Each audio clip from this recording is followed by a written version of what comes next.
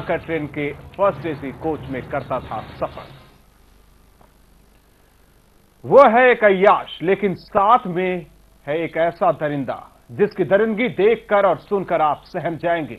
लच्छेदार बातें करके वो पहले लड़कियों को अपने प्यार के जाल में फंसाता और फिर उससे बुझाता अपनी हवस की आग।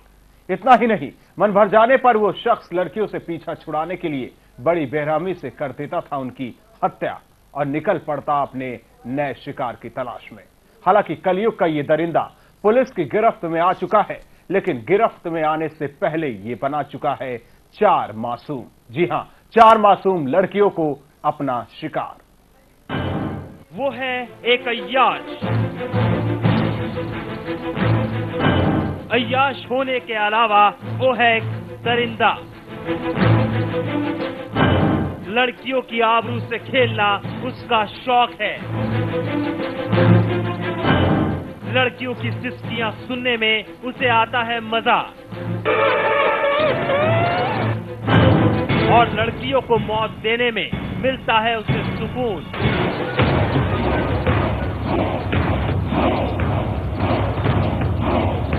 इन बातों को सुनकर हैरान रह गए होंगे आप, लेकिन ये बात 16 आने सच है। अपनी इन बातों की तस्दीक के लिए हम आपको ले चलते हैं मध्य प्रदेश।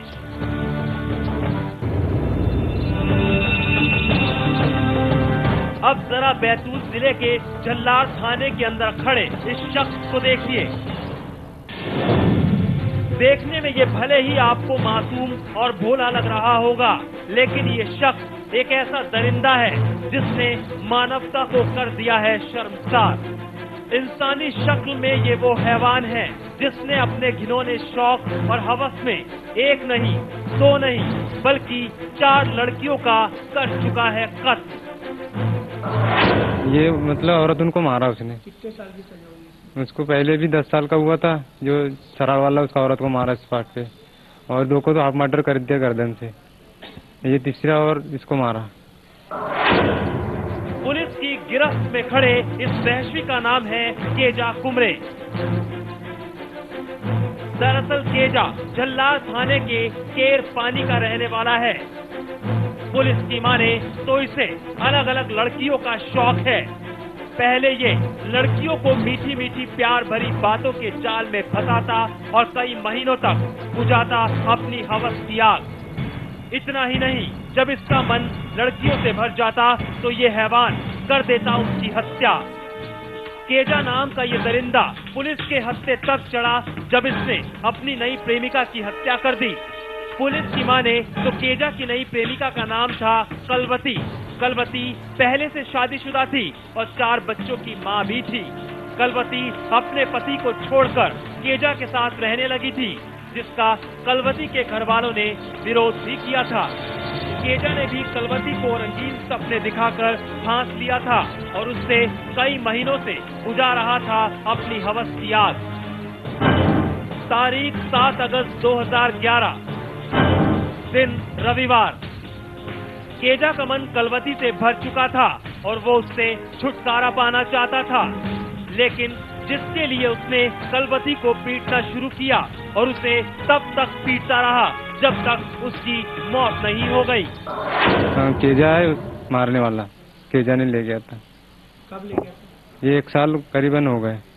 इसके पहले भी 3-4 औरत को मारा था उसने। कलवती की मौत की खबर उसके घर वालों को मिली, जिसके बाद मामले की जानकारी पुलिस को दी गई। मामले में फौरन कार्रवाई करते हुए पुलिस ने केजा को गिरफ्तार कर लिया। केजा का कहना है कि कलवती शनिवार की रात से गायब थी। जब रविवार की सुबह मैंने उससे पूछा तो उसने नहीं बताया, जिस पर उसने कलवती की पीट कर हत्या कर दी। शुक्रवार हम बाजार गए थे, तो वहाँ से हम आए, घर जाते हैं मेरे पीछे चल रही थी, मैं आगे चल रहा था, मेरे पीछे से वो फरार हो गए।